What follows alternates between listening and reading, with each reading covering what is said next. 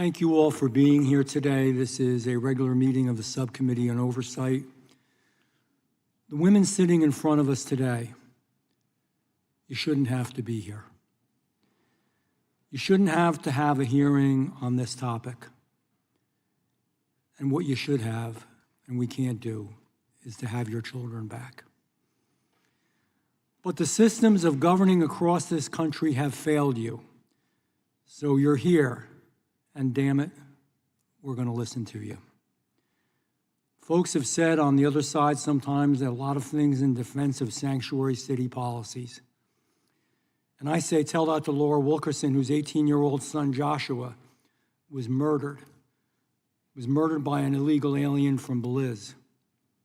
He was beaten with a wooden rod. His hands and feet were bound. His body was set on fire, and I'm sorry, I even have to say this. And he was left in a field. Joshua gave his killer a ride home from school that day. That was Joshua's crime. That's the kind of kid that he was. Tell it to Patricia Fox, whose daughter Carissa was riding on the back of a motorcycle when an illegal alien with no license and no insurance cut across 3 lanes of traffic and hit her. And then he fled the scene and left her for dead. Tell that to Jen Heiling, whose son Brady, 19 years old, a football and track athlete who had turned down college scholarships just to stay close to his family and his girlfriend, was killed, was murdered, when a drunk illegal alien drove the wrong way on an interstate at a blood alcohol level just about 3 times the legal limit. So go ahead, tell them sanctuary policies make communities safer. Look them in the eye and say that. Tell them that blindly letting in millions of unknown people into this country makes us safer. It doesn't. We know it. It doesn't. And I know all of you know it. Yet here we are. This is a direct, documented, undeniable line between the policy choices that have directly led to the deaths of innocent Americans. In New York, failure to honor ICE detainers resulted in the release of 6,947 criminal illegal aliens, almost 7,000, with crimes ranging from 29 homicides, 2,500 assaults, 200 burglaries, 300 robberies, 400 dangerous drug offenses, 300 weapons offenses, and 200 sexual predatory offenses. In Illinois, they had the man who shot and killed Sheridan Gorman, an 18-year-old freshman, walk in a park with her friends in custody. But they let him go. And we know, because this committee obtained the Border Patrol documents when Jose Medina crossed into this country, he made no asylum claim, and agents determined he was unlikely to run away. And look what he did. And the Biden administration released him anyway into our communities, onto our streets, into the park where Sheridan Gorman was walking with her friends. These same sanctuary policies protected the man who killed Katie Abraham, an Ohio University student who was sitting at a car, stopped at a red light, when a drunk, illegal alien who had already been deported once before slammed into her at 78 miles an hour and left the scene. He was driving on a fake identity with fake documents under a fake name. He had gone to 3 different bars that night. Sanctuary policies protected the man who killed Richard Williams, his seniors too, an 83-year-old veteran, an Air Force veteran who was standing on a subway platform, not bothering anybody, who served his country. When Mr. Hernandez, a Honduran national who had been deported from this country 4 times with 15 prior criminal charges, 15, how many times does it take for us to learn? He came up behind him and he shoved him on the tracks. They call these policies sanctuary to make them sound nice. I want to let you know what I call it. I call it negligence. I call it a dereliction of our duty to protect the American people that we serve. when your policies repeatedly release dangerous criminals who go on to kill innocent Americans over and over again, and you do it knowingly, and I don't mean to be harsh, but the only word I can think of is murder. An ICE detainer doesn't ask for much. Hold a person who has committed a crime for 48 hours so federal agents can take them into custody. 2 days. That's all they asked. And these governors and these mayors and these officials were all sitting in our comfortable offices in our ivory towers, continuing to ignore the duty and ignore the safety of their constituents, and it continues to lead to one tragedy after another. We have had too many different types of hearings on this, and yet it continues. That's why I applaud all of you when we talked in the back, that you have the guts, that you have the strength, that you have the love in your heart for those that you lost, and the love in your heart to try to help other Americans, to try to change the system. You asked me back there, do the good guys win? Not all the time, but damn it, it's worth the effort, and you gotta try to win. This is worth the effort that you all are making. I mean it, I thank you. That's why I call this hearing, not for shrewd arguments, not for talking points, not for technicalities, not for all the legal words and the legalese. It's just a hearing for people. I wanted to hear from real people. I didn't want to hear from, and we put plenty of attorneys up there too, so I'm not being critical, Mr. Romanucci, but I wanted to hear from the American people who have been hurt and want to make a difference. I called this hearing. I called it for Joshua. I called this hearing for Carissa. I called this hearing for Brady. I called this hearing for Haley, for Sheridan, and Katie, and Richard, and Stephanie. Do you want me to read all the names? I don't think you do, because it hurts. These are real people, and they're real tragedies, real pain and real hurt. And you know what? Condolences don't do it. Feeling sorry doesn't do it. The words don't do it.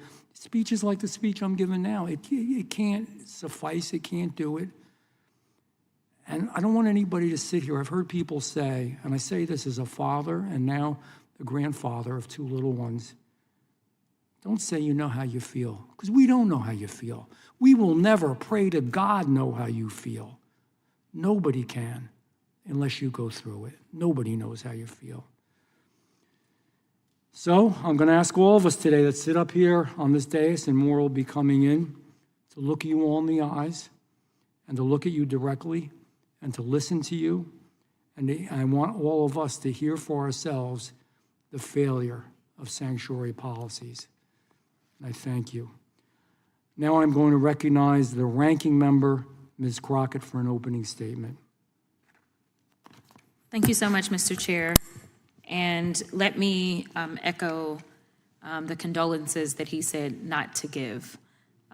Regardless, as someone who I don't think will ever get comfortable with trying to explain the unexplainable, specifically to parents, there is a due order that we all believe will exist, especially when you bring your beautiful child into this world.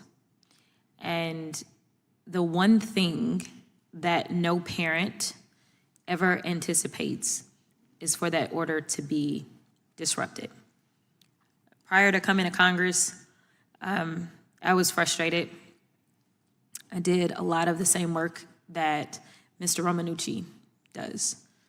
I had to face so many parents that lost their children and shouldn't have, whether it was doing the civil rights work or whether it was sometimes being the criminal defense attorney that would have to walk into court and represent people and make sure that their due process rights were preserved because they had been accused of killing somebody else.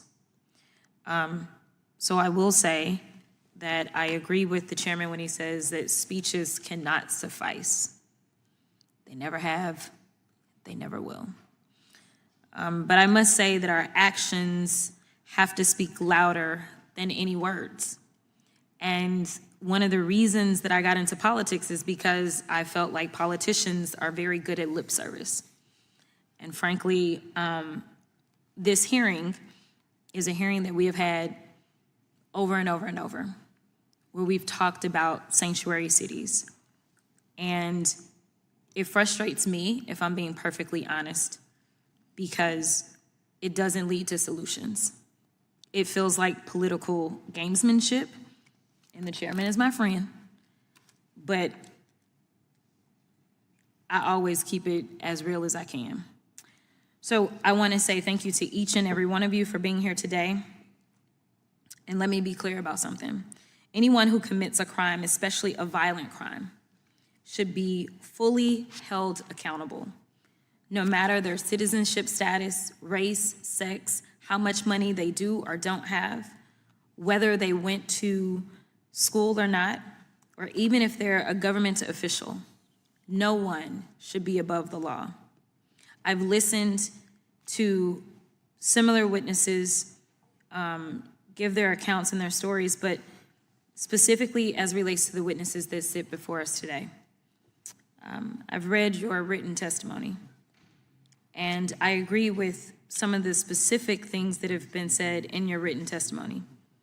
For example, Ms. Fox, that policies have consequences, and that public policy should not require a threshold of victims before it's taken seriously. The only people in disagreement with this statement are the Republicans on this committee.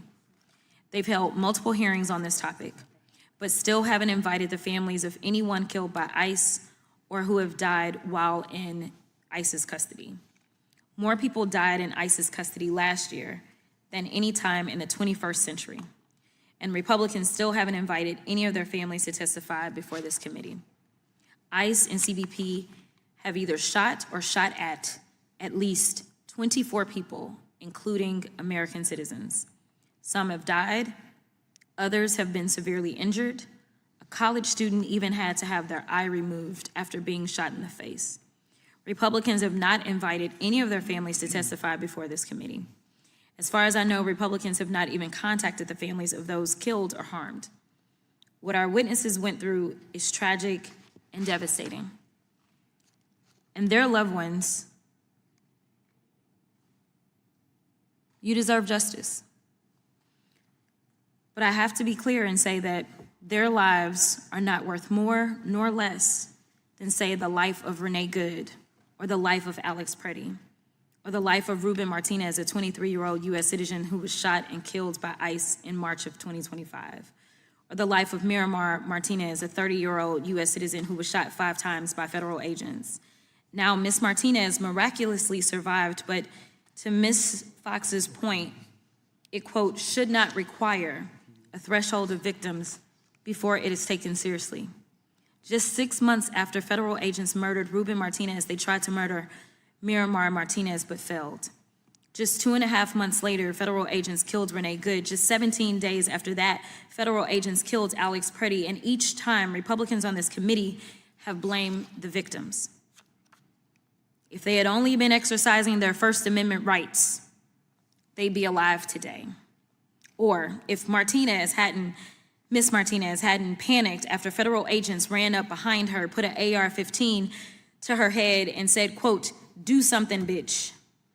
If she had just stayed calm, maybe she wouldn't have been shot 5 times. This is what failed policy looks like. And these families deserve to have a voice when they're discussing immigration enforcement policies in the United States. Republicans would rather parade families experiencing tragedy around the halls of Congress for political purposes than to actually fix our broken immigration system. In fact, I don't know how many people remember, but prior to the presidential election, the House and the Senate had worked on legislation. And there was a candidate that did not want us to take up the legislation because they wanted to campaign on a broken system. The bad part about campaigning on broken systems is that they continue to allow for harm to be permeated throughout the entirety of our country. And that's exactly what happened, and that's what's happening right now. In fact, Republicans are ignoring all crime across the United States. They refuse to enforce congressional subpoenas to advance the investigation into the Epstein pedophile ring. They've been completely silent on the fact that Donald Trump issued unconditional pardons for January 6th insurrectionists, many of whom were convicted on separate charges of rape, stalking, child abuse, domestic violence, drug trafficking, and possession of child porn. For months, they've ignored Trump's and Hegseth's war crimes when they ordered the killings of non-combatant civilians, many of whom were just fishermen, and now they're ignoring the president's illegal war and genocidal threats against the Iranian people. Republicans have completely abandoned the American people. ATF case referrals are down, DEA case referrals are down, the number of weapons seized by DHS dropped by almost 80%, drug arrests are down. In just the first 6 months of his administration, Trump's DOJ ended 23,000 criminal cases, including investigations into terrorism, tax evasion, drug trafficking, and other violent crimes. And Republicans on this committee haven't held a single hearing, started any investigations, or done anything about it. Drug traffickers, men who prey on children, murderers, and potential terrorists are all roaming the streets of America because they'd rather use these families' tragedy for political gain. I'm gonna be real honest about this. Your children should be here today. Believe me when I tell you that. And while I sit in this imperfect government, and we all know that government is run by imperfect people because we are all human, there are policies that can be changed. And it would be my hope and prayer that we start to bring about policy changes that can prevent loss of life all around. But right now, as federally elected officials, the one thing that we could do to start to save at least some folk is to focus on the fact that we have what seems to be government-sanctioned violence that is leading to people dying. And we are the ones that oversee these government officials. And I would encourage the chairman to hold a hearing so that we can do that part, because we are not elected to run any city. We are elected on the federal level, and we are the ones that are supposed to have oversight over DHS and others. And with that, I will yield. I thank the ranking member.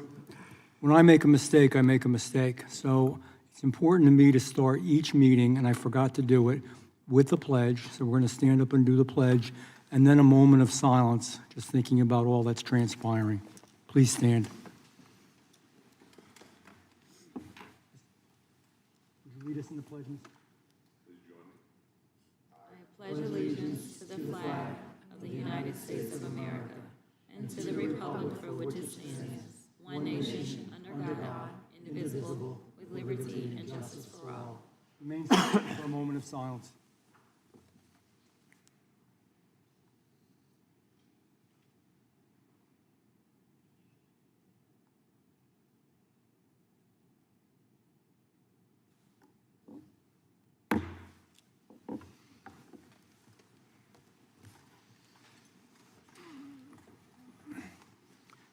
I am now going to recognize the Chairman of the Committee of the Whole, Mr. Jordan. Thank you, Mr. Chairman. Thank you for that moment of silence. Thank you for doing this hearing. I thank our witnesses, particularly Ms. Heiling, Ms. Fox, and Ms. Wilkinson, for being here and for your loss. I just said this on the House floor, but I think it's worth saying again. Think about what's happened in our country. For 4 years, the Democrats allowed 10 million illegal migrants to enter our nation. Second, they set up sanctuary jurisdictions all over the country to make it more difficult to remove illegal migrants who commit crime. And now third, they don't want to fund the people who actually remove those illegal migrants who commit crime. They don't want to fund ICE. I mean, that's their plan, and they're executing it. And of course, what's the end result? Tragedies like all of your families have had to endure. That's what happens. That's what happens when you adopt the plan that they're putting in action. That's exactly what happens. And so this is not political, as the ranking member just said. This is the facts. You've lived it in the worst way possible.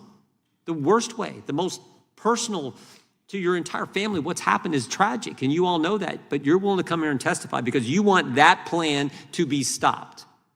let in 10 million, create sanctuary jurisdictions where illegal migrants commit crimes. Almost a third of the country is in that kind of jurisdiction.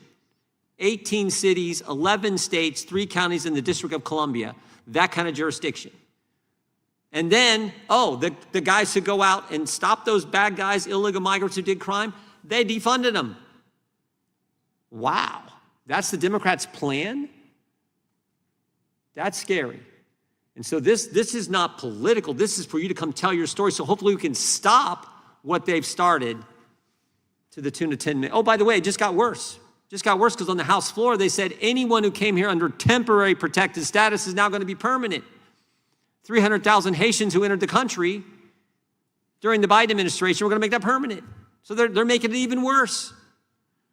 So this is not a political hearing. This is to get the facts and the truth about the tragedy you've had to endure because of Democrat policies, plain and simple.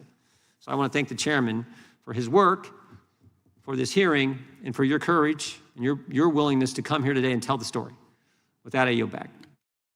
I thank the chairman, and I recognize the ranking member from the state of Maryland.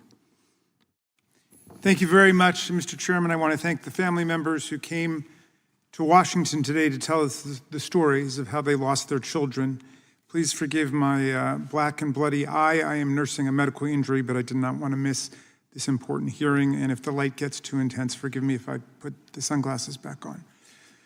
There is no pain, Mr. Chairman, no anguish, no trauma, no catastrophe worse for any parent than having to bury your child.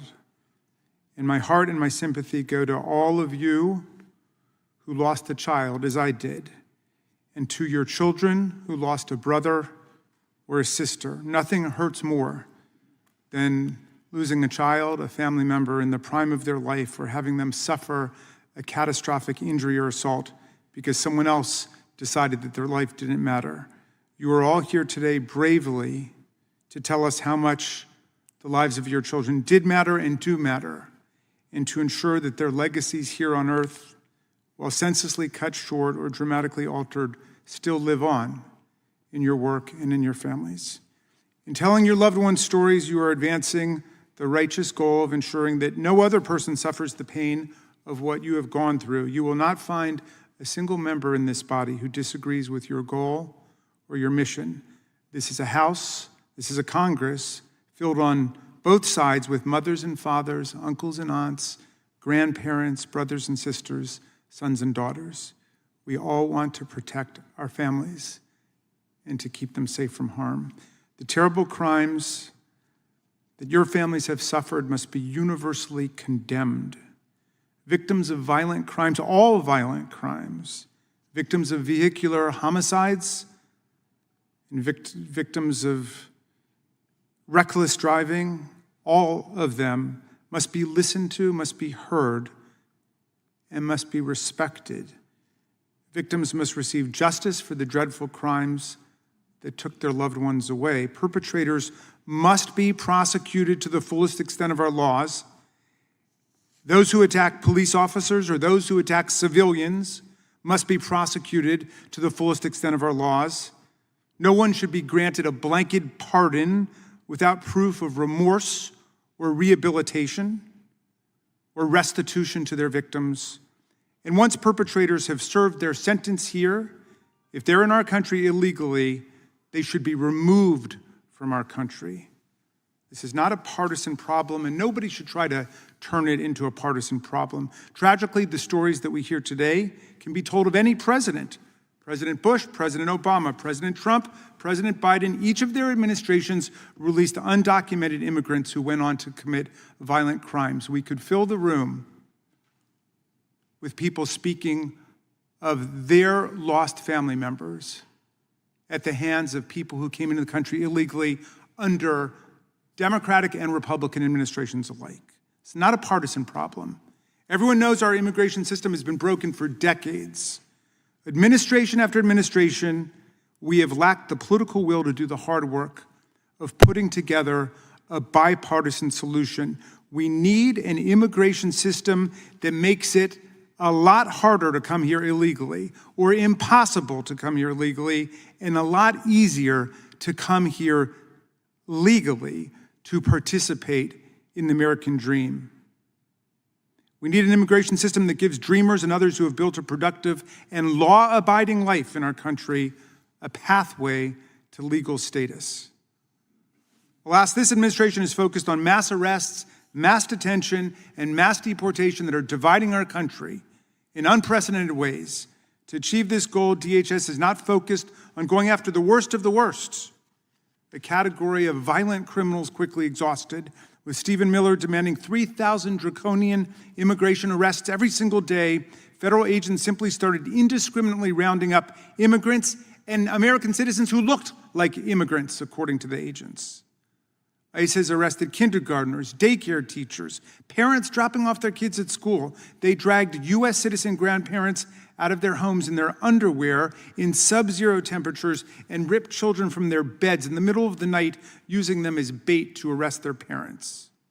When ICE does manage to arrest people with criminal records or charges, those are often people who are currently in custody. In many cases, ICE is effectively giving criminals get-out-of-jail-free cards by deporting them in the middle of their criminal sentences, or even worse, deporting them before their trials can even begin, depriving their victims of justice. Also, the agency can simply jack up the president's deportation numbers.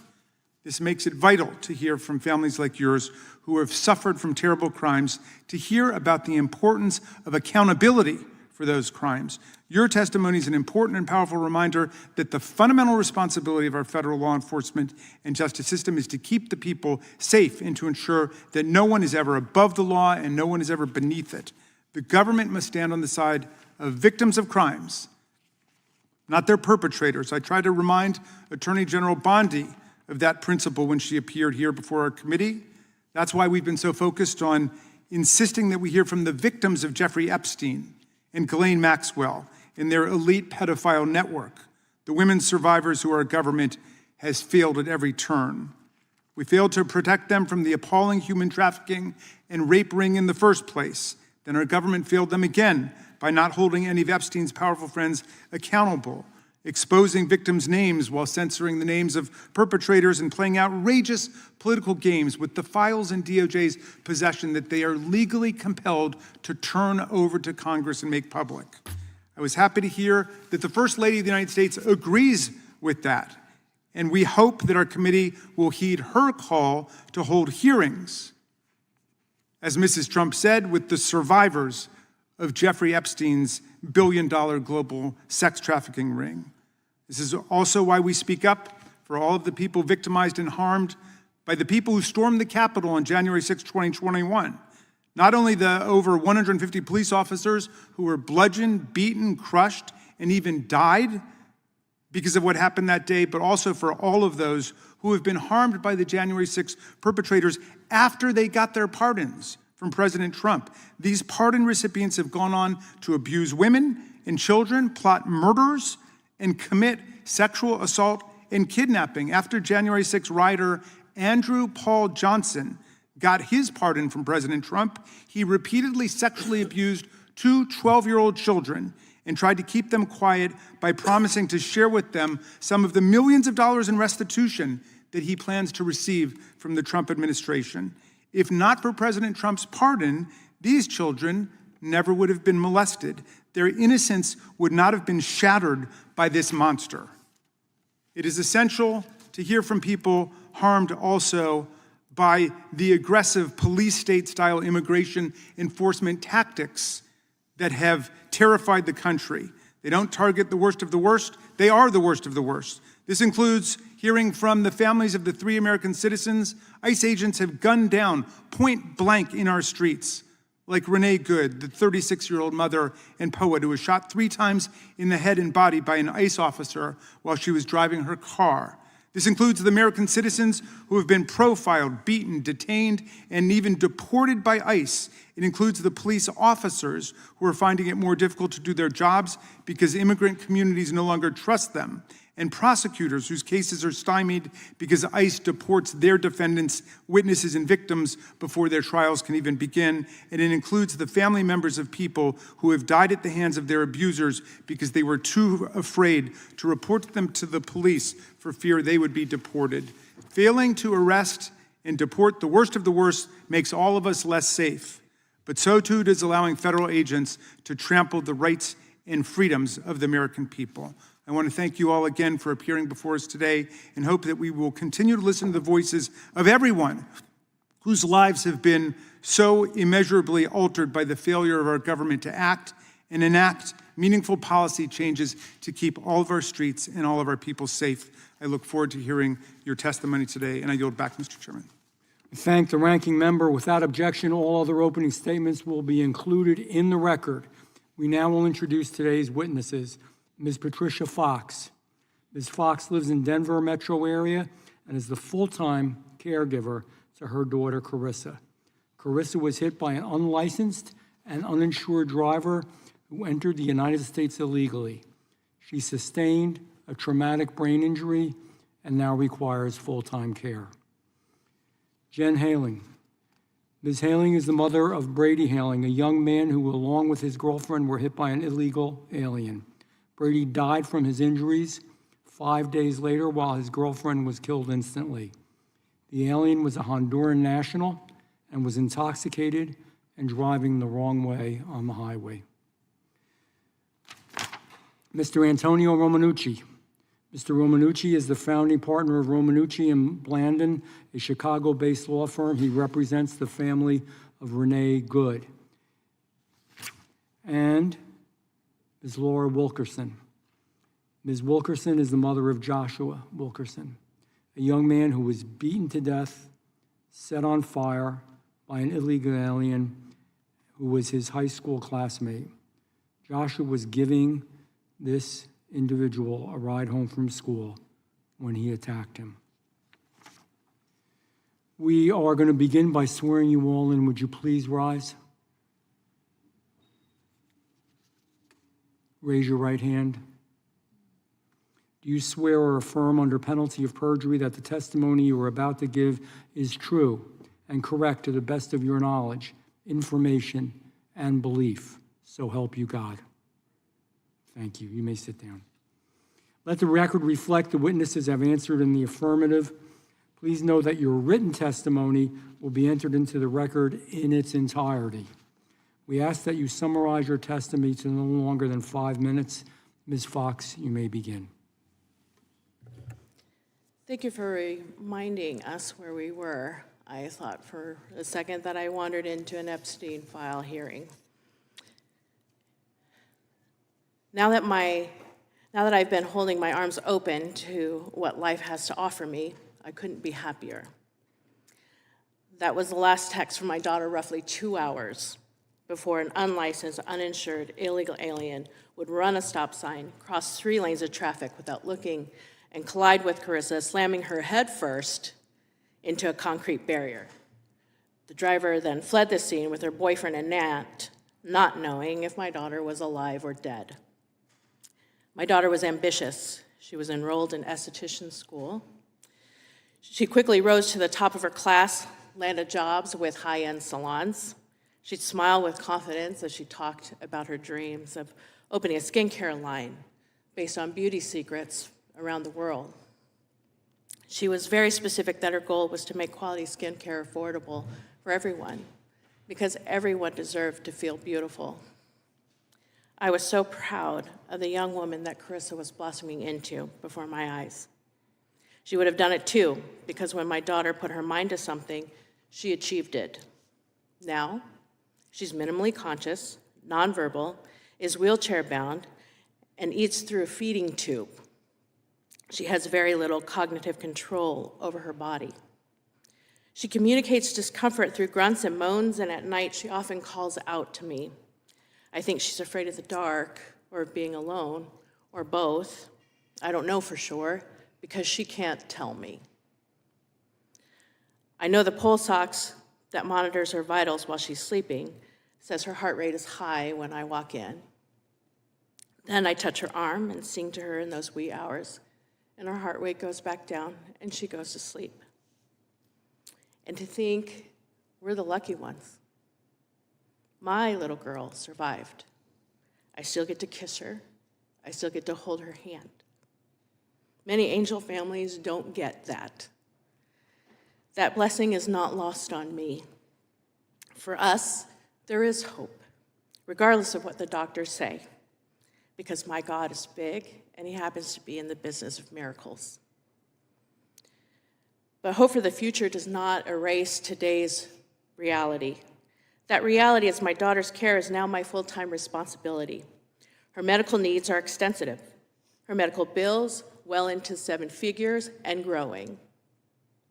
The person responsible for this has contributed nothing. I'm not here out of anger, but out of responsibility.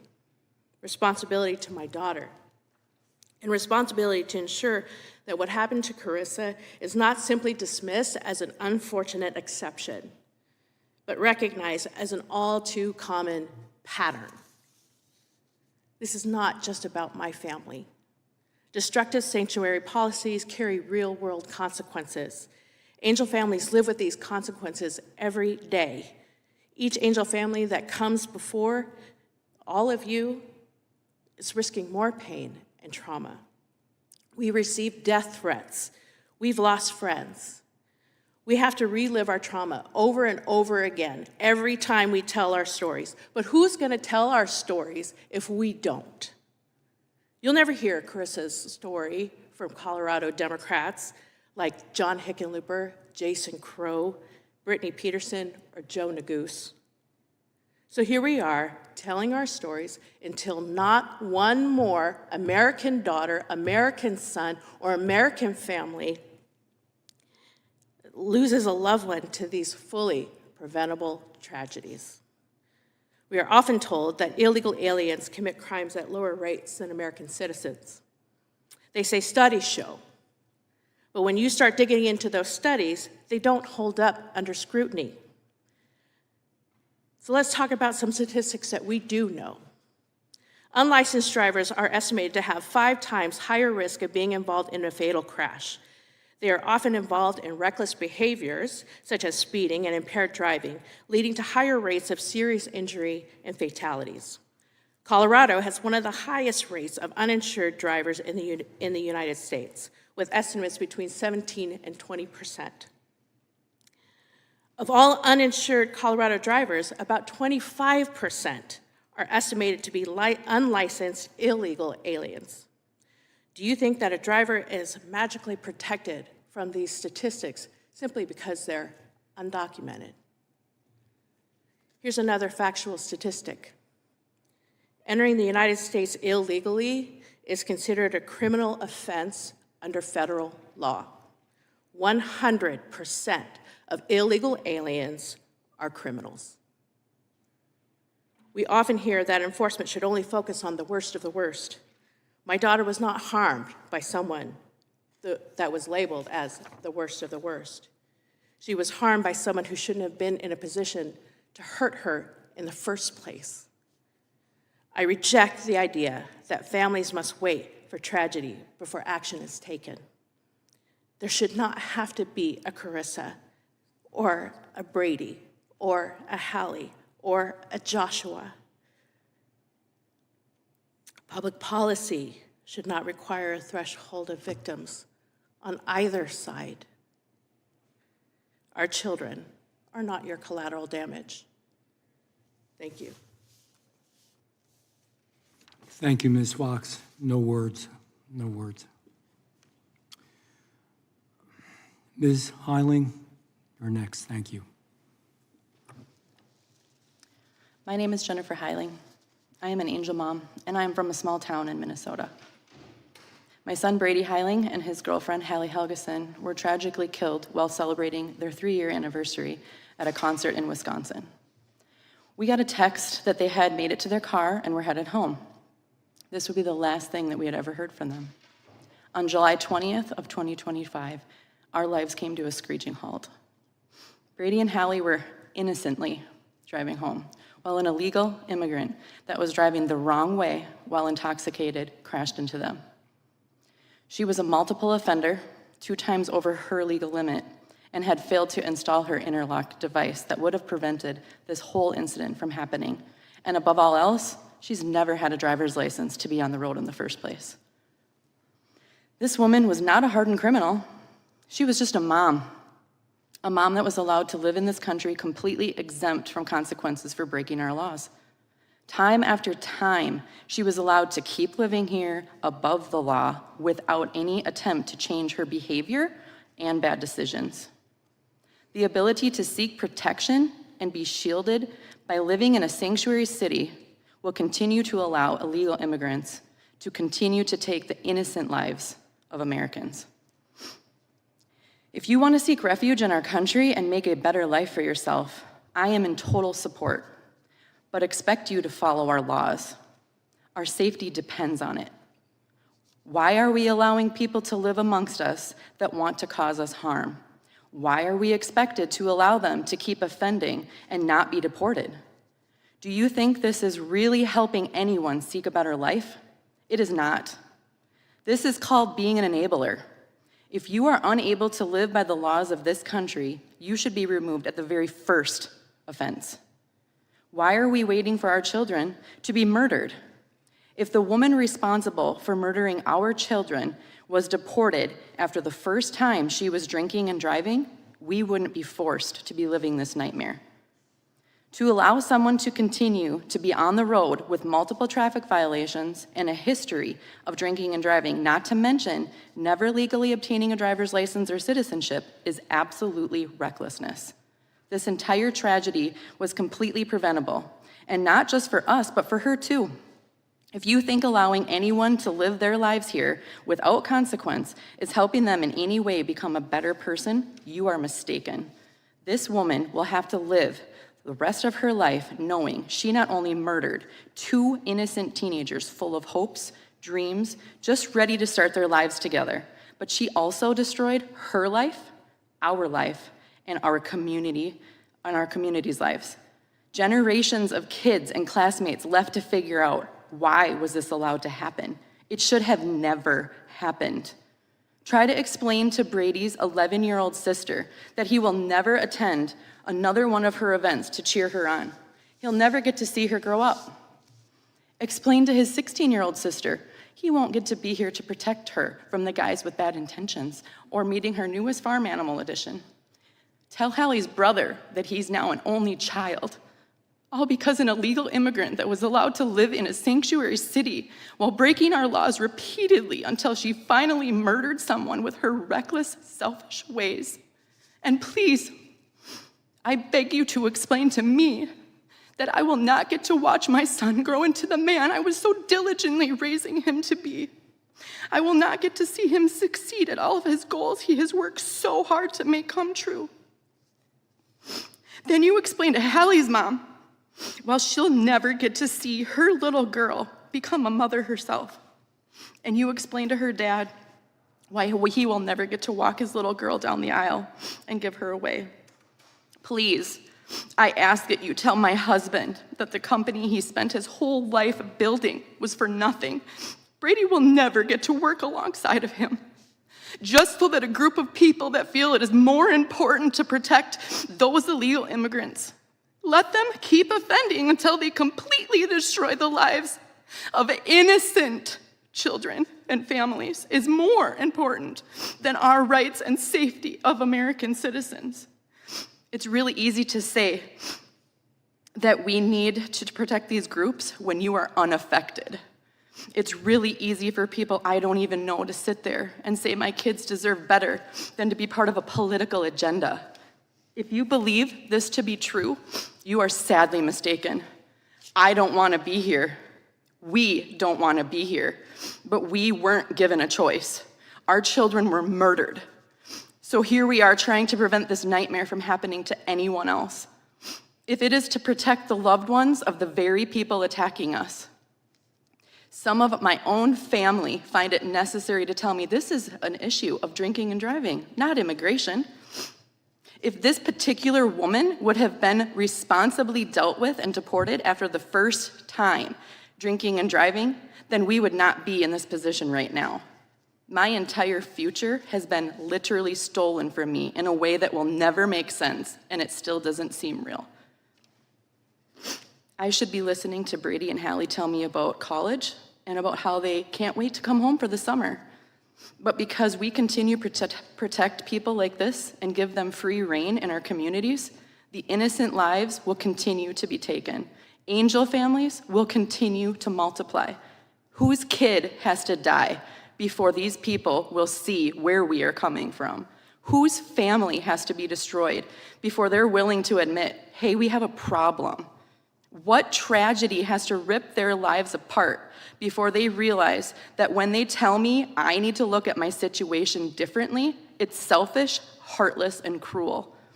If my reasoning is wrong, then I pray that you will never know how it feels to live a day in my life. Thank you, Ms. Hyland. Mr. Romanucci. Chairman Van Drew, Chair Jordan, Ranking Member. Chairman Van Drew, Chairman Jordan, Ranking Member Crockett, and Ranking Member Raskin. My name is Antonio Romanucci. I'm a national civil rights attorney, and I have the deep honor of representing the family of Renee Good. It was her tragic death in Minnesota by federal immigration agents in Minneapolis that I took on that representation. I also represent U.S. citizens whose constitutional rights were violated by federal agents in Chicago. And first, please, let me express my deepest respect to my co-panelists and mothers who have suffered unthinkable loss, tragedy, and trauma. Your family's tragedies are inexcusable, and we respect your courage. I know, as someone who represents victims of violent crime, that too often the second tragedy is that victims struggle to get the justice that they deserve. We share your concern that America needs common sense immigration reform. I have heard all of you say the same thing. But marching thousands of masked agents into communities, rounding up black and brown people, including children, terrorizing them, while creating collateral damage of death and catastrophic harm to American citizens, that's not the answer. All Americans should feel safe in their own cities, where citizens are free from unlawful harm from anyone, including agents of their own government. Harm of Americans by Americans in American cities is devastating to our republic. Those who have committed these violations of rights must be held accountable, just as all people who commit violent acts must be held accountable. Allow me to give insight into an American mother of three, Renee Good, who was killed while she was squarely being protected by the First Amendment. Here are words that her brother spoke to fellow members of Congress not long ago.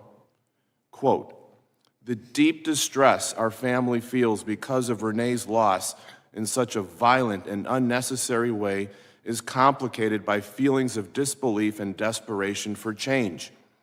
Our family took some consolation thinking that perhaps Renee's death would bring change in our country. It has not. These encounters with federal agents are changing many lives, including ours, forever. The most important thing we can do is help our country understand what a beautiful American we have lost: a sister, a daughter, a mother, a partner, and friend." End quote. The distress is also felt by Alex Preddy's family. It is felt by Marimar Martinez in Chicago, shot 5 times by a federal agent while bringing a donation to church. It is felt by elected official Juan Munoz, violently detained and used as a prop for a DHS video. It is felt by children separated from their parents and shipped to detention centers in another state, family after family, and city after city. The harms by our own federal government in American cities are staggering. Needless injury and death by masked agents undermining trust in all law enforcement. Violations of freedom of speech and Fourth Amendment freedom from unlawful search and seizure. False statements of absolute immunity for agents and false narratives about victims. Failure to properly investigate claims of police misconduct. What is not understood is that Renee Good's family cannot pursue justice against a federal officer the same way as if a state or local officer had fired those gunshots. This anomaly must end. Federal officers should not receive a special pass on accountability, and there should be a bridge to justice for all victims. Current law requires that you ask for permission from this federal government to file a lawsuit against it, and only allows for a trial by judge and not a jury, in defiance of the 7th Amendment. Reasonable updates to Section 1983 of the Civil Rights Act or the Federal Tort Claims Act are needed to ensure access to justice and accountability for wrongdoers. I urge Congress to ensure all people have the right to a jury trial, including those hurt or killed by federal officers. In conclusion, I deeply respect the mothers who spoke their truths today. Their pain and anger are something no parent should ever experience, and it's palpable in this room. The family of Renee Good and so many other families impacted by the acts of federal agents have likewise suffered immeasurable pain and anger, and all victims are worthy of the right to seek accountability. We all want safety and peace. Criminal acts of all kinds must be addressed. Please create common sense immigration policies. Pursue accountability for the harm done by ICE with the same level of commitment that you pursue accountability for all people who commit crimes in this country, and demand full compliance to our United States Constitution. Thank you. Thank you, Mr. Romanucci. Ms. Wilkerson, you may begin. Thank you for having me here today to tell you the story of my son Joshua. My husband and I raised 3 children, and Josh was the baby of our family. He was 18 years old and a senior in high school. A classmate of his asked him for a ride home, and unbeknownst to him, that classmate wanted to murder Josh so that he could scrap his truck for some money. Instead of getting Josh home that day, we got an autopsy report that explained just exactly how Josh died. There are 3 manners of death: abdomen trauma, head trauma, and strangulation. I guess I feel lucky that he was dead before he was set on fire.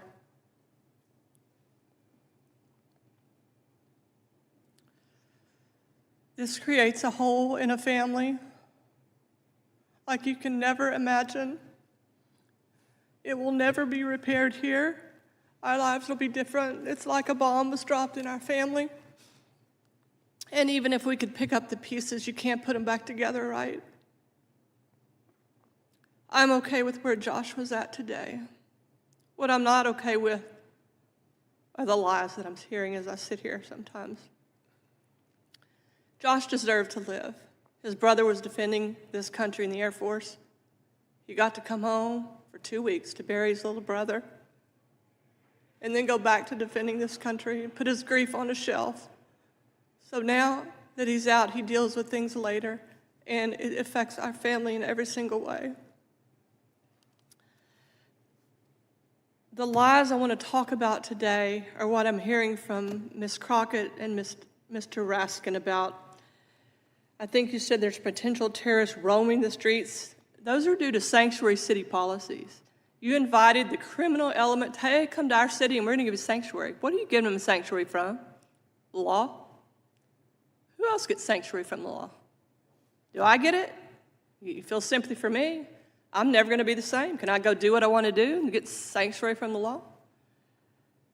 I can't even understand how you can say you're inviting the criminal element to come to your city, and what you're doing is putting them over the citizens that are the ones that are supposed to be voting for you, although we know illegals vote in the elections.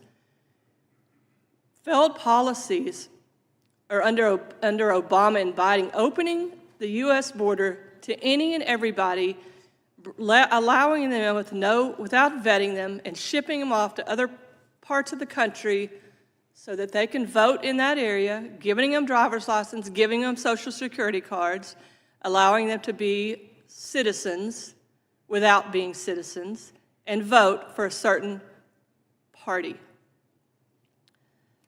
So the lies about that what you're saying are just that, they're lies. You know, they can protest, and as far as Ms. Good's family, walk down the street all day long with a protest sign, walk down it all day long. But you can fix it by telling them you can't get in the middle of a law enforcement investigation. I don't care how bad you think the policy is wrong. Don't get in the middle of an investigation of law enforcement. That'd be the first way not to die, you know, if you want a simple protest. Antifa is not peaceful protesting. Those are the lies. It's lie after lie after lie after lie. None of you care about these people. You don't care about my kid. You don't care about theirs. You don't care about Miss Good. It just suits you. It's frustrating to hear the lies after lies after lies, and it's over and over and over. I had hoped at my testimony 10 years ago I wouldn't have to meet new families like this. Boy, I was so naive. We're still talking about giving sanctuary to people that broke the law. What about the people that stood in line and did it the hard way? Wrote letters home to their home country and said, look, we made it to America. You know, they didn't know how to speak the language. They didn't have a car. They didn't have a lot of money, but they did it the right way, and they were granted the American dream. So many of them accomplished that. What about those people you're letting in front of those people? How does that make sense in your eyes? How do you sleep at night saying you're going to give sanctuary to people who broke into this country? I don't know how you sleep at night, but what I do know is you don't care about our kids. They're collateral damage in the things that you want to happen. That's all they are. They're collateral damage. You can tell me about the sympathy, and I believe your sympathy. You don't want anybody to die. I understand that. But think about if it's your kid. You got any grandkids? You got kids? Think about your baby, the baby of your family. And think about in an hour you may have to go home and listen to your wife tell you that your son didn't come home from school today because he was beaten and tortured and set on fire by somebody that didn't need to be in this country. His parents had overstayed a visa. His father was given a Social Security card and a driver's license so that he could work. And he overstayed that visa. And then he brought his whole family here without a visa to come in illegally. That is what I'm mad about. If you really cared about this, you would stand up and quit calling for sanctuary city. It makes no sense. And all you're doing is trying to put people that have come into the country illegally before American citizens.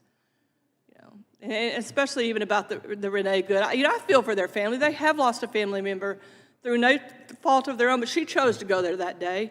She chose to aim her car at a policeman. You know, she chose those actions that got her killed. Policemen or ICE isn't just deciding who to pick up. They're going after criminals in this country, and if you're in the middle of that and you get in the middle of it and you want to go out there and tell them they shouldn't be doing it and you're an illegal, pick you up too. Sorry. That's just the way it has to be. President Trump and Tom Homan and the Border Patrol have stopped the leak of illegal immigration in this country. It is ICE's job to clean up the dang mess. It is going to be hard. There are going to be casualties. There are going to be unhappy people and families that are hurting.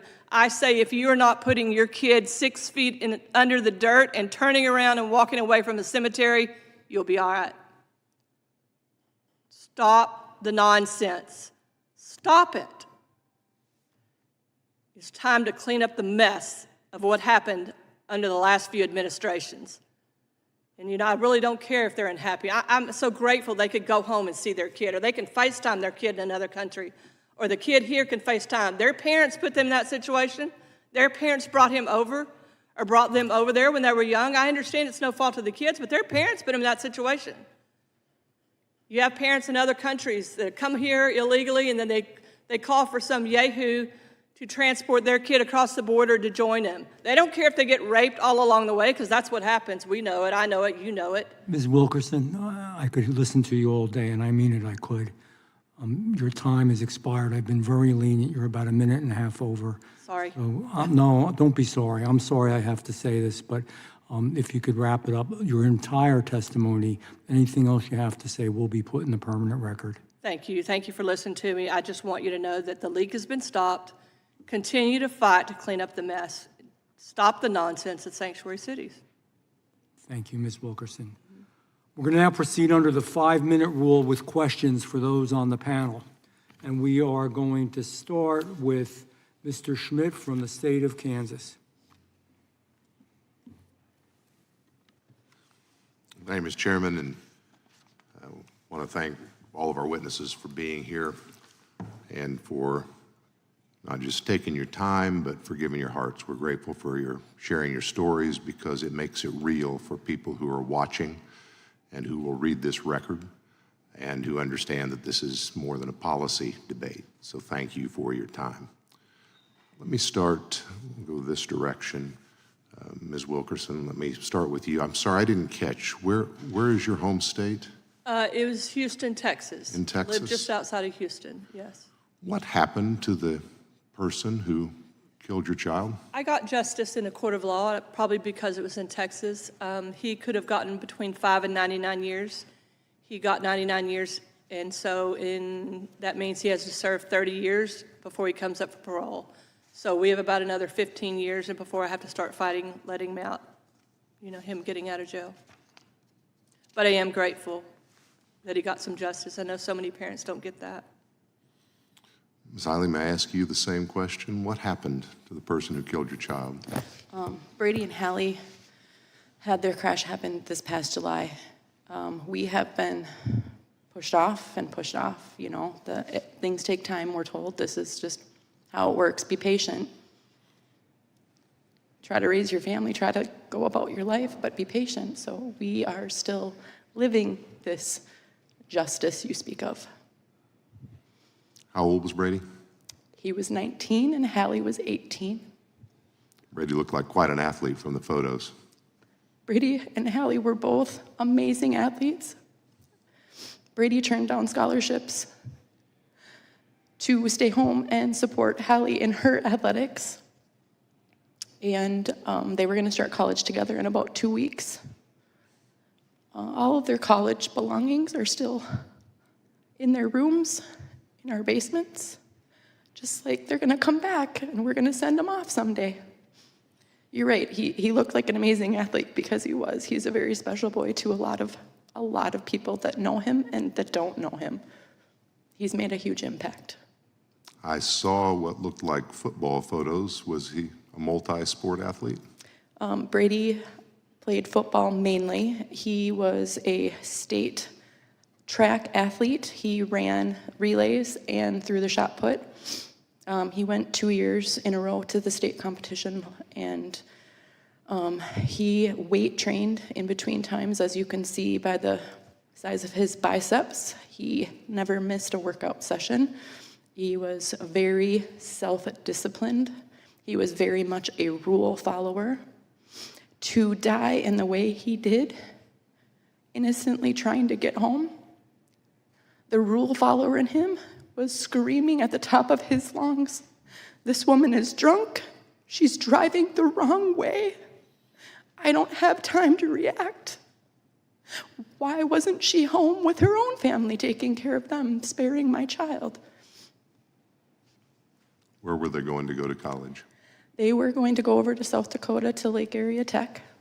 He was planning on opening a diesel mechanic shop at our house.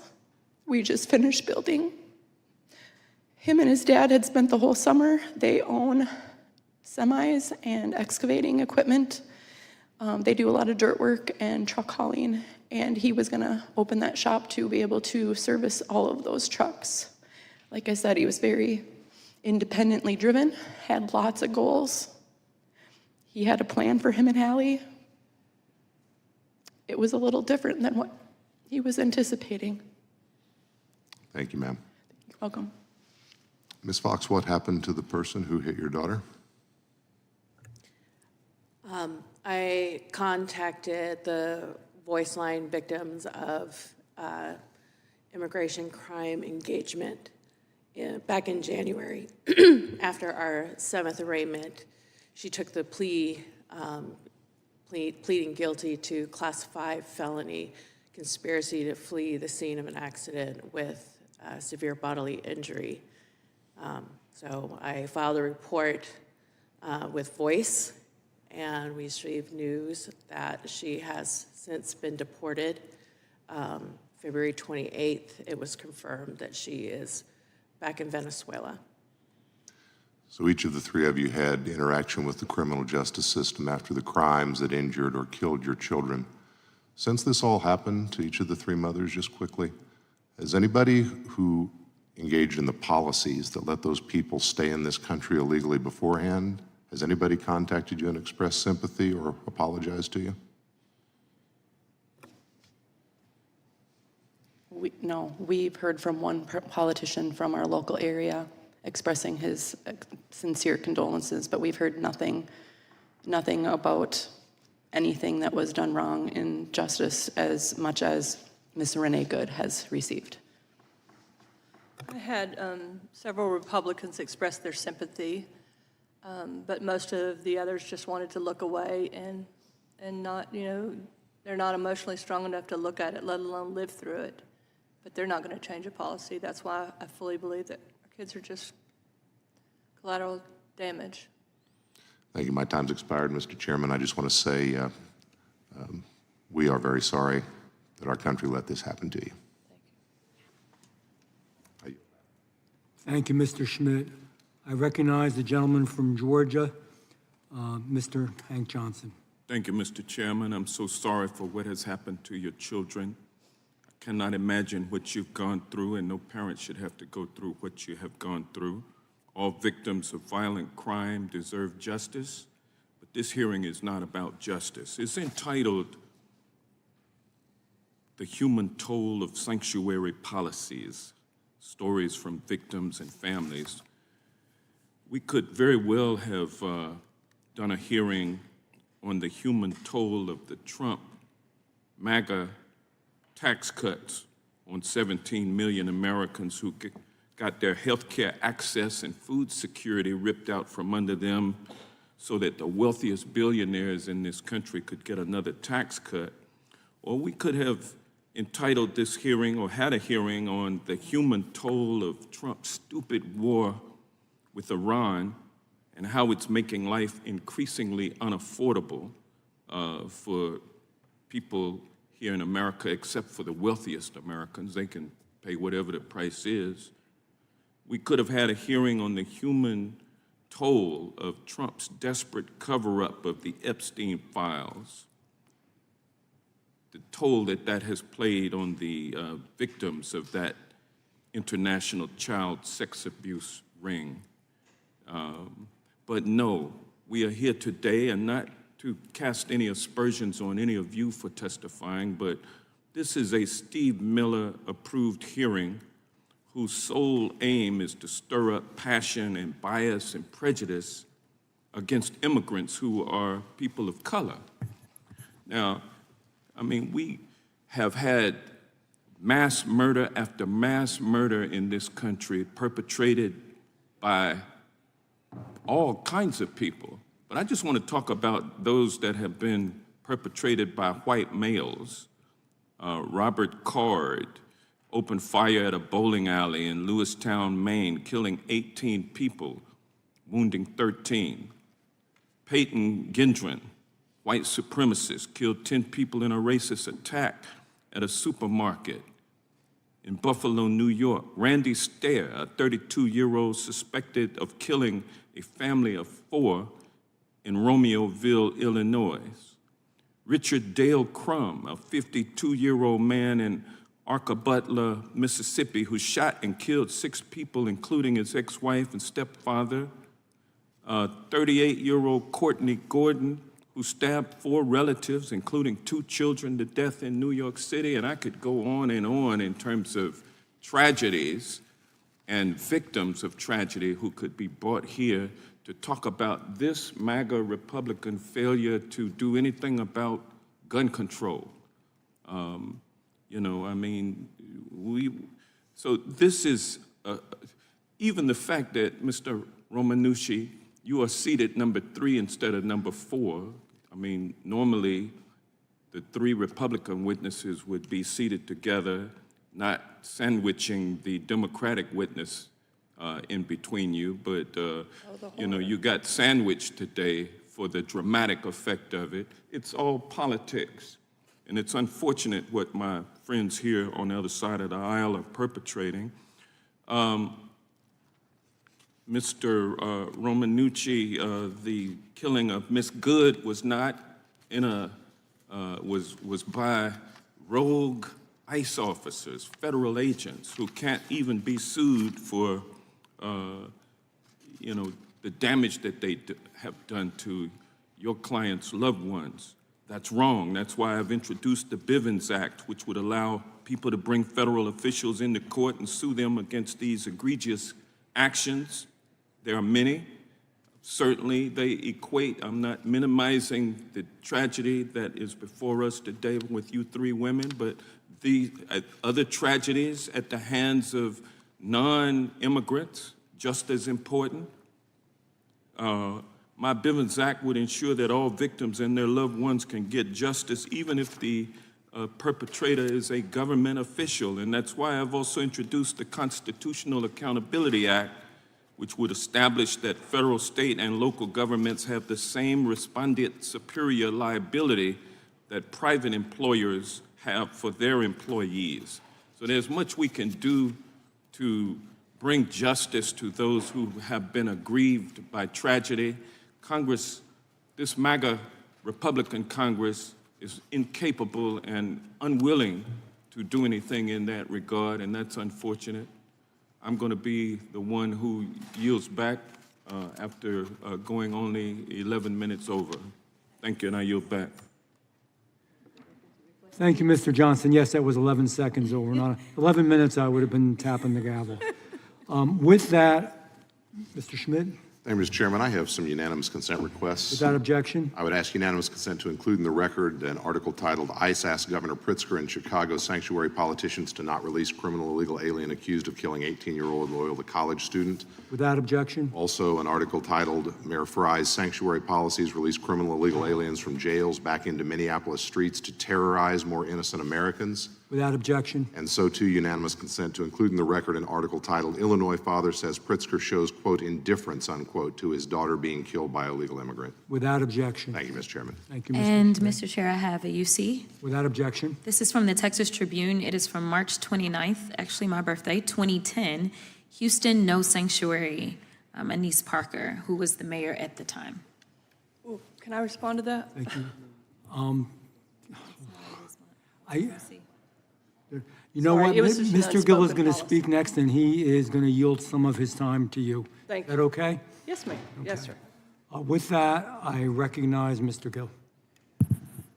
Yeah, thank you, Mr. Chairman, for holding this hearing, and thank you to the witnesses for coming here and telling us your stories and your family's stories. Before we get into that, I think it's worth saying that was one of the most disgusting testimonies I have ever heard. To have Hank come in here and lecture angel families about how they shouldn't be here, how we shouldn't be holding this hearing. What the hell is wrong with you guys? The reason they're here is because of open borders that you guys perpetrated for 4 years. And to come in here and to turn this into a MAGA Republican idiotic low IQ lecture is sickening. To whine about which seats they're in,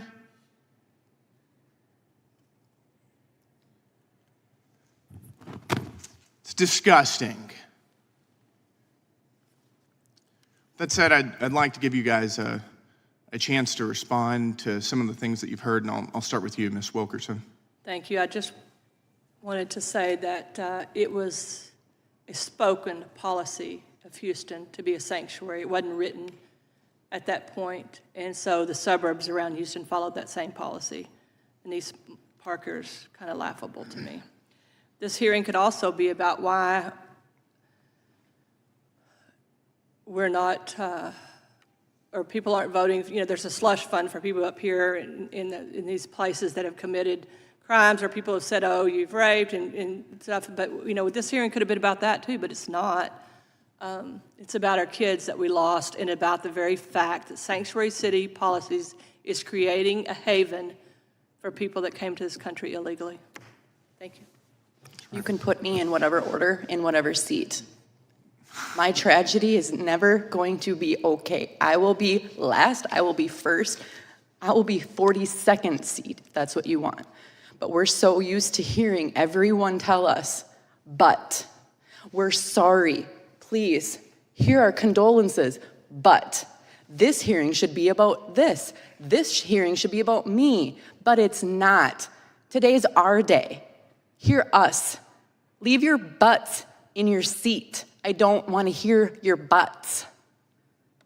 Our tragedies are disgusting. I still wait for my children to come home. It's not real to me. My 11-year-old, my 16-year-old, they're waiting for their car to come home with Brady and Hallie in it because guess what? It's evidence. We can't have that back yet. My garage stall is empty. So the girls say, Mom, we still think they're gonna come home and tell us all about the concert and celebrating their anniversary. Because the car's not here. They'll come home, won't they? We can't pick a headstone because that makes it too real. But you can sit here and tell us about what kind of hearing this should be. Renee Good is not the same as Angel family. She made a choice. She left her home that day, made the choice. Brady and Hallie didn't get a choice. Carissa didn't get a choice. Joshua didn't get a choice. They are living American laws, the American dream. They're trying to make this place better, and they were stolen by somebody who doesn't care. But give me all your butts. I'm used to it. I don't know if anybody has noticed, but I am not white. I wake up brown every day. I'm not sure what race has to do with any of this. There's 4 kids that we talked about today, and y'all can't seem to stay on topic for what? An hour of your time? You got to bring up what about? No, we're talking about these 4 kids. We're talking about Angel families. Stay on topic. I don't want to talk about Epstein right now. That's another hearing. I don't want to talk about ICE detainees. That's another hearing. Right now, today, we're talking about sanctuary policies and how they have wrecked our families. Y'all come and y'all feed Carissa. You get her up from her bed using a crane. And then you tell me and lecture me what this hearing should be about.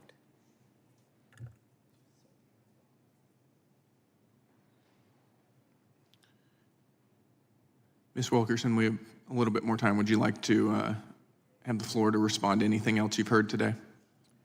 I just have to agree with them both. You know, this hearing could be about anything, and I appreciate that they want to get some things on record, but it's not what it's about today. It's about American citizens who parents try to do the right thing. You know, I stayed at home mom because I wanted to give Josh my values, my kids my values, and teach them right from wrong, take them to church. And you get almost through to that point, and then somebody that shouldn't even have been here just steals their life right out from under you. You'll never understand the pain. I pray that you don't understand the pain. And it's about giving a group of people sanctuary from the law. Nobody gets sanctuary from the law. It's absolutely ridiculous. It's hard to believe we're sitting here begging you to obey the laws that y'all made. I mean, there are laws in the books. If we just start with that, we'd be better off if we just start enforcing those. But nobody gets sanctuary from the law. You know how to stay, you know how to not get killed by the police. Don't get involved in something they're doing. It's pretty much common sense. But I want it to remain about the kids, American citizens that have been lost. And I think this gentleman over here, Mr. Johnson, said that you could fill this room. You could fill stadiums. They don't keep statistics. They don't want statistics. They don't want you to know how many people have been killed. Ms. Wilkerson, I'm sorry. I get to be the bad guy today. I don't mean to be. I really could listen to all of you all day. I'm trying as chairman to get it under control. I've let everybody on both sides go over no problem. I quite could a talk bit. for I know. And I thank you for that. Does the gentleman yield back? Yep, yield back. Thank you. I thank the gentleman. With that, I recognize the ranking member, Jasmine Crockett. Thank you so much, and I hear your rage, and I don't have children and literally have never lost a child nor had one injured to actually, really be in your shoes. But one thing that I can tell you about the redirection is because so often what we see happen is politicians play games. The reality is that if you are talking about a sanctuary city, then we're talking about city government. We're talking about local control, something that the Republicans used to espouse that they believed in. They used to believe in whoever lives in that city, you elect who is going to run that city. And that city, whether it's the police department, which is the police department and law enforcement that make the decisions about what they do. We don't pick the police chief for any given city. Not on the federal level. That comes from the city level. That comes from whoever the people of that city actually elect to represent them. I believe in local control. Same thing, I live in Texas too. And baby, I wish I didn't have to deal with Governor Greg Abbott, but local control dictates that he is the governor of our state, and therefore we have state reps, we have state senators, and we have a governor, and we have county elected officials and city elected officials. We are sitting in Washington, D.C. right now. We are on the federal level. So what I believe in is something that the Republicans used to scream, which is local control. So when we're having a conversation and a hearing about the human toll, the title specifically is the human toll of sanctuary policies, stories from victims and families, my deal is we aren't the ones that decide what cities do. So what they've decided to do is they've decided to play on your pain. And that is why I am frustrated. Because hear me when I say this. I have seen people, whether it was an American citizen or not, that killed your child or harmed your child, I believe it's wrong. To me, it wouldn't have made it any less painful. And I could be wrong again because I don't have any kids. But if for some reason it had been a U.S. citizen that ended up harming or killing your child, the pain would still be there. It would still hurt. So the reality is that what we need to do is make sure we are protecting everybody in this country. I don't wake up and somehow people look and see that there's a D somewhere around my head or something, and so therefore I am going to somehow be precluded from harm becoming me. When I go out to do policy work, and I've worked on the state level too, the policies that I was writing when I was on the state level are different from the federal level because we have different levels of control. The one thing that we do have control of, you may have recognized that the DHS secretary, as we're talking about immigration, she had to come before this committee. I want to say maybe a day or two after she came before our committee because we have jurisdiction over her. We don't have jurisdiction over your mayors. We have jurisdiction over her. She lost her job. The DHS secretary is gone. Now, to be clear about this, the Republican president is the one that put her out of her job because she was failing. So the reason that my colleagues have brought these things up, and this isn't to say that the harm and the hurt that you are feeling, that you should not be feeling that. It is wrong.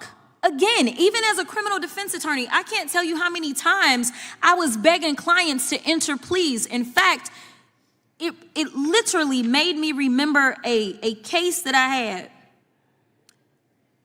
with a guy who was a veteran. He had served this country. He ended up being put on some new medication, and he also ended up drinking with that medication. Now, the medication had a warning on the bottle. But he went out, he drove, and he killed someone's mother. That client told me he had no criminal history. He told me over and over and over, he said, just give me whatever they're gonna give me. They offered him the max, which was 20 years, and I could not in good conscience, knowing that a jury would not give him the max. The only reason we went to trial is because the prosecutor wanted to be so greedy. That jury did not give him 20. He was willing to take 15 years. I am here to tell you that it is never right to break any of our laws. So the reason that we have gone down the line and the reason that we brought Mr. Romanucci is because we actually have control over CBP and DHS. It's just, and ICE. It's just that these guys don't want to exacerbate, use that control. They sit there and they allow U.S. citizens and non-U.S. citizens to have their rights violated, and that is something within our purview. If I lived in one of your cities, in fact, I am in Dallas. Dallas has a Republican mayor. To be a sanctuary city doesn't necessarily mean that you provide sanctuary. It means that you're not going to do the federal government's job. That's what it means. They are local law enforcement. And what it means is that they are not going to sit there and do the job of federal agents. That is what a sanctuary city means. But to be clear, again, and I have more articles, the city of Houston was not, when you talk about someone being a sanctuary city, it is an official policy that they are following. It can't be that it's one person. It's the official policy of the city. Otherwise, it doesn't work if it's just one person. I will yield. Thank you, Mr. Chairman, for your indulgence. Sure. Yes, gentleman is recognized. Thank God she won't be back next Congress, but I'd like to ask for unanimous consent to enter into the record a few different things. First of all, ICE agent struck by Renee Good's vehicle suffered internal bleeding to torso, DHS said. Without objection. Next, DHS reaches more than 4,000 arrests of illegal aliens, including murderers, sex offenders, gang members, and terrorists in Minnesota since Operation Metro Surge began. Without objection. Another update, DHS deploys special operations after multiple violent attacks on federal law enforcement by domestic terrorists in Chicago. Without objection. I recognize myself for 5 minutes. I want to thank you all for being here, even you, Mr. Romanucci, thank you. Thank you. I know it's hard to believe, I don't have the words. I don't have the words. It's hard to believe that there are people in politics who give a damn. I swear to God there are. And I'm not commenting, I'm not going to comment on the other side. I'm not going to talk about Republicans and Democrats. I'm not going to talk about Epstein. I'm not going to talk about all the politics that's swirling around. Because so much of it, a lot of times, is BS. And you know that because you've lived it. So you've had to sit in hearings and talk to reporters and talk to politicians and hear all this crap. And I wish you could, I can speak for me, and I know there's other members sitting up here, if you could feel our hearts. I swear to God, I know I said in the beginning it's not enough. I only can say I'm sorry. I just, you guys did a good job. You did a good job. And this isn't alligator tears or any BS. I admire you for what you've done. It's a big deal. And it's as hard on you because you have somebody that's so incapacitated and you're there every day. And thank you for what you do because your love is so great. And I think the three of you have so much faith. That's the one thing I got out of this, and thank you for that as well. You know, we talked today about, and I respect the ranking member, but local government. Yeah, it's local governments that are doing this. It's states and it's cities, but they're breaking the law. They're breaking federal law. Mrs. Wilkins, you all said it. And frankly, we've had legislation that's come before us that we have voted for, but it's not going to make it all the way through. Not enough people voted for it. That those cities, those towns, those counties, those states don't get their funding. And you want to see politicians run, man, you take away the money that they get, they're going to run. You can't, yes, there are states' rights, and I believe in the individuality of the states' rights and how our Constitution was set up. It doesn't allow you to break federal law, number one. Number two, we had wide open borders, man, we just did.